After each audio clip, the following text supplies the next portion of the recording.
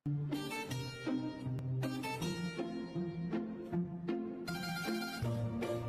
minasan! Ngayong araw nga pala ang flight namin papuntang Japan. At sa mga oras na yan ay papunta na nga pala kami dyan para i-check-in na namin ang aming mga bagahe. Para malaman na rin namin kung ilan ang timbang ng aming mga bagahe. Para kung sobra man sa timbang ay makapagkalkal pa kami. Pero hindi naman kasi 21 kilos lang yung dalawa kong maleta. Sa maleta kasi 23 kilos pero sakto lang yung sa akin 21 kilos. At sa mga oras na yan ay papunta na nga kami sa waiting area para hintayin na lang namin yung oras ng aming flight.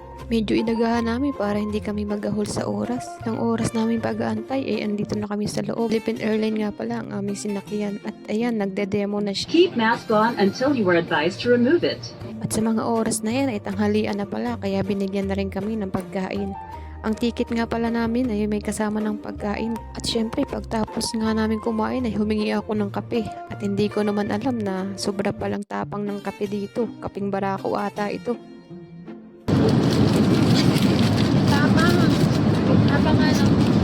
Alam ko natikman mo na walang paper. At sa wakas, nakarating na kami dito sa airport ng Fukuoka. Kulang-kulang 4 na oras din ang aming binahe.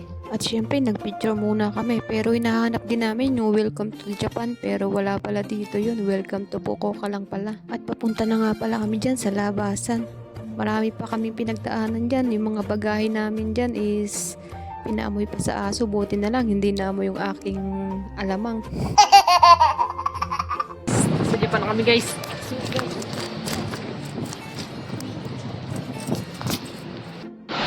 Guys, ang lamig guys.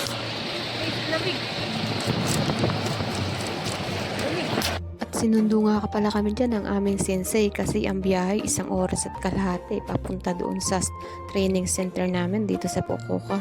Mabuti na lang talaga at marunong mag-English ang sumundo sa amin dahil kung hindi, naku, nihonggo namin mapapasabak agad ang bara-bara. Pagkadating nga namin sa aming training center, inayos lang namin ang mga gamit namin tapos nagkaimono na kami or grocery dito sa Syria. Oo nga pala, pagkadating nga pala namin ay ibinigay na agad sa amin ng 85,000 yen ng aming sensei para makapagkaimono. Hindi pa namin alam kung ano ang mga bibili namin kasi wala kaming lista kung ano mga dapat bilhin.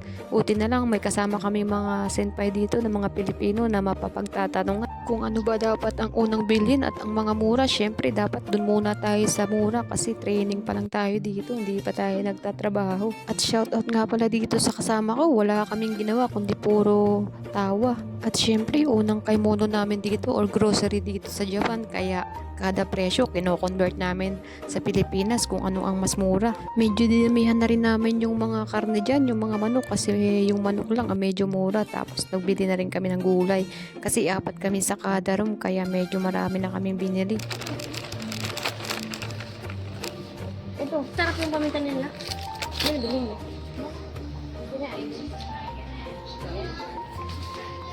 Ano to? Ano ba kung natin prito na lang? Ha? Ang bubo. Ito. Wala na.